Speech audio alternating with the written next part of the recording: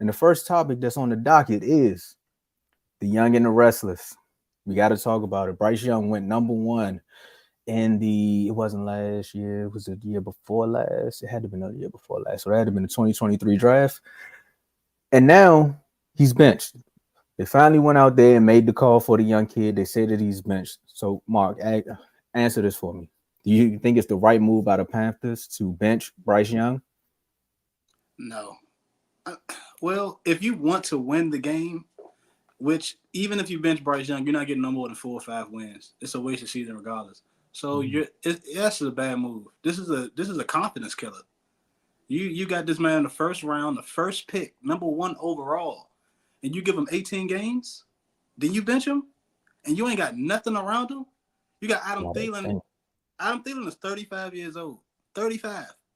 So I mean, like he's on the back half of his career. That's your number one receiver.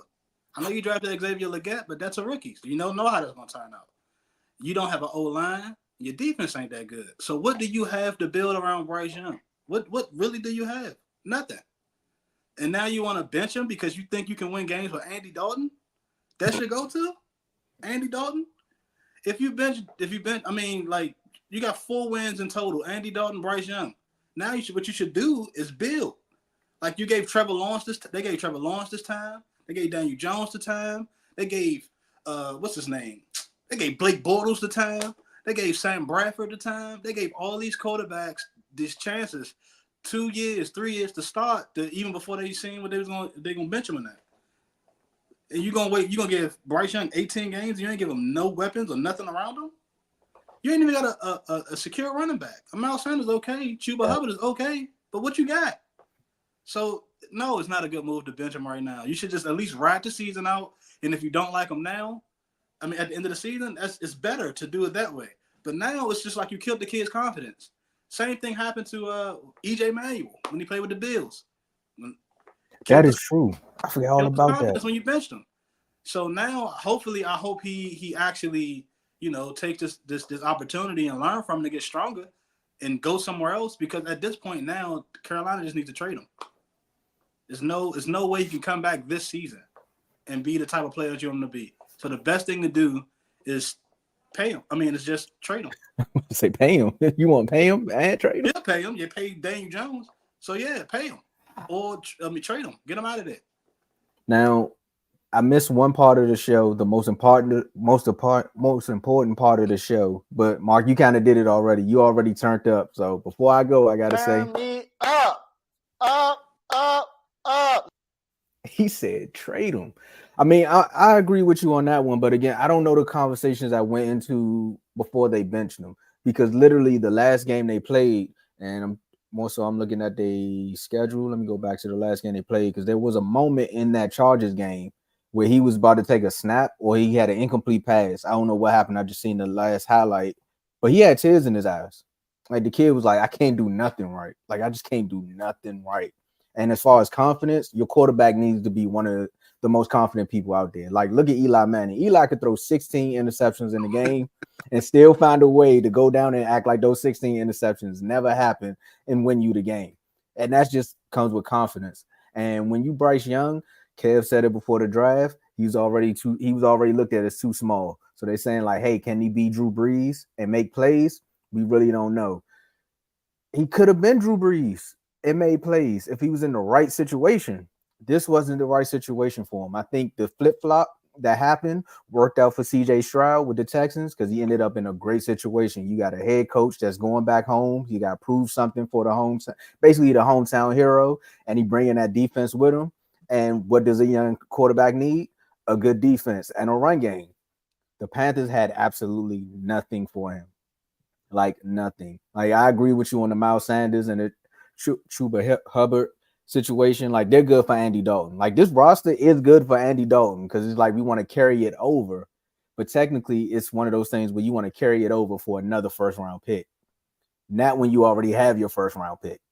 Like if we want to go get Caleb, Andy Dalton in this roster is perfect because we about to go get Caleb next year.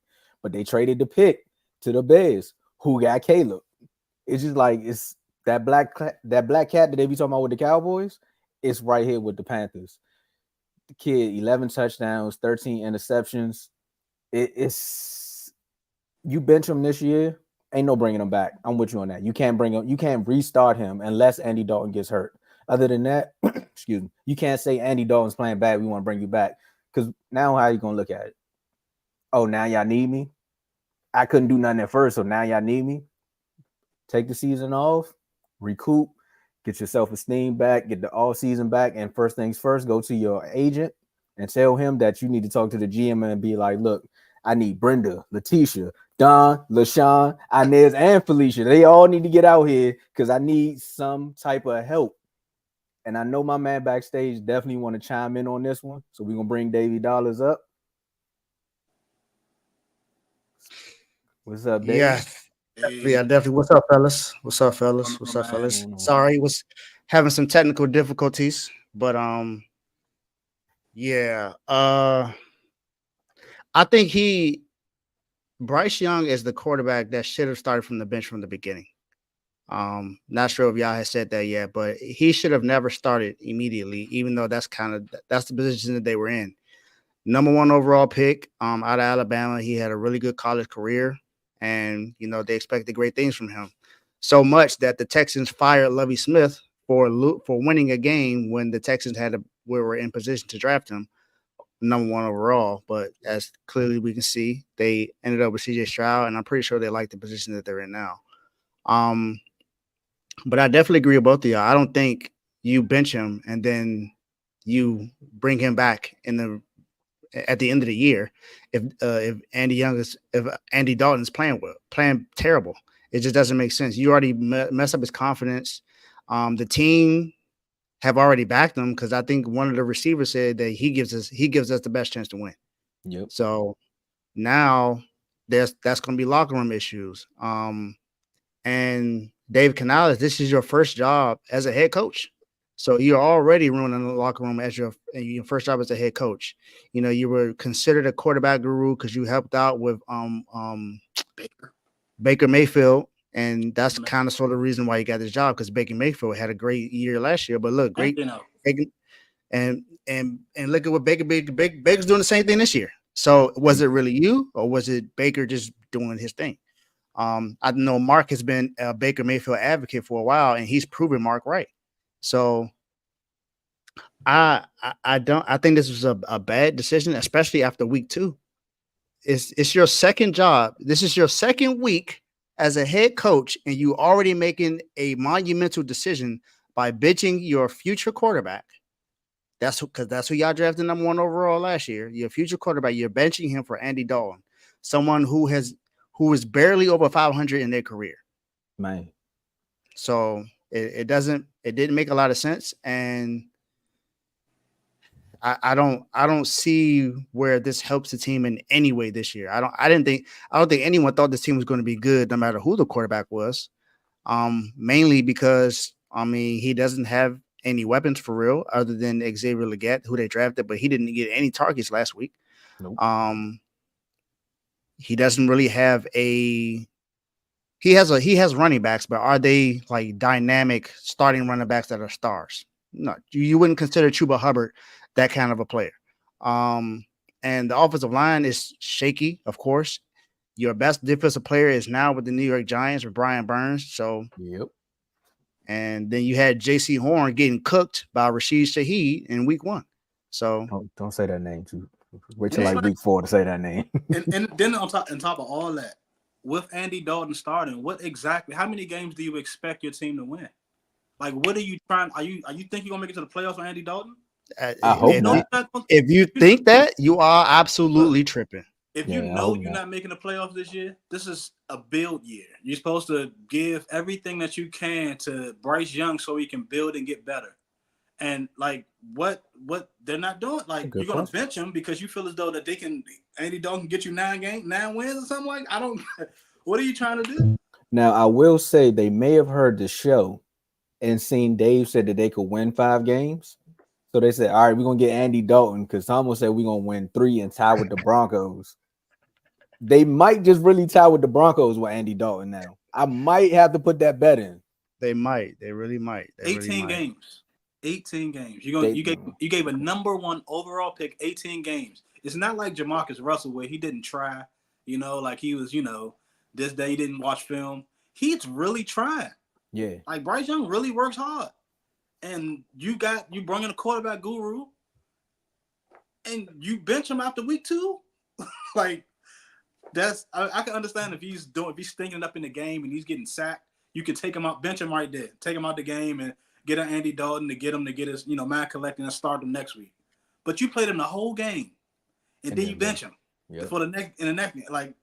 And the thing is, you didn't discuss this with the team. You just made a decision. Like everybody was surprised. Sticking with him. Just last week, I'm sticking with Bryce. Exactly. And then out of nowhere, you make a decision to bench him. It didn't make sense. Now a lot of people are questioning him. We thought it was the Browns at first, where quarterbacks go to die, but it's actually Carolina. I'm gonna say, hey, and Joe not here, but he actually gonna love hearing this. Is the second time I'm gonna mention this. This sounds like the owner jumped in and was like, hey. I seen season ticket holders walking out of that game.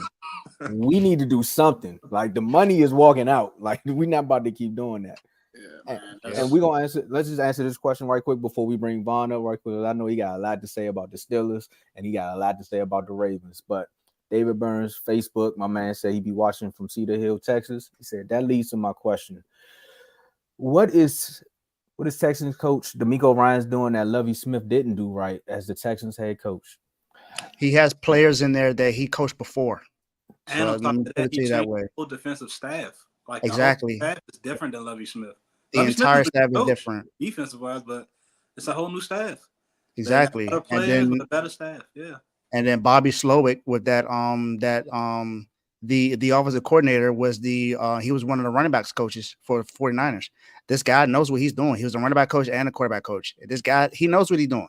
He put the right team around him, and he got a lot of guys that he's familiar with. Aziz Al-Shaair, they went and signed Danielle Hunter, which is a great piece. They signed a lot of good pieces to get this team where they needed to be. They already had Jimmy Ward back there, who was a free safety who played under DeMeco Ryans, and DeMeco Ryans played with the Texans. This is different because he is very familiar with this entire organization. They pursued him. They wanted him to be the head coach. This is why, and plus players love him because if you look at him, he's a player for real. If you look at, he look like he can still go out there and play. So he's one of those kind of coaches. He's a young coach who still looks like he can play. And he can relate to the players a lot more than with Lovie Smith. I don't think Lovie Smith should have gotten fired. That's me personally, because I don't think what he did was wrong. But I'm not going to say that they shouldn't have hired DeMeco Ryans. I think they made a good decision by hiring DeMeco Ryans. They definitely should have fired Lovie Smith, though. They definitely should have fired. You got DeMeco Ryans coming in. I need a head coaching position. They definitely should have let him go. I mean, when you got an option like that, I agree with you on that. Yes, with that option, yes. Yeah. But what if he wasn't an option? Then you got. If it wasn't an option, I mean, you would have got somebody else. You got to keep. They definitely wasn't going to keep him after that season. They was trying to tank. Remember that? And Lovie won that. I know, and they fired him because he won that last game because they wanted Bryce Young. They didn't want C.J. Stroud. A dude in Miami did the same thing, and he ended up being on this guy's coaching staff as a linebacking coach. Tank for two. I'm just saying.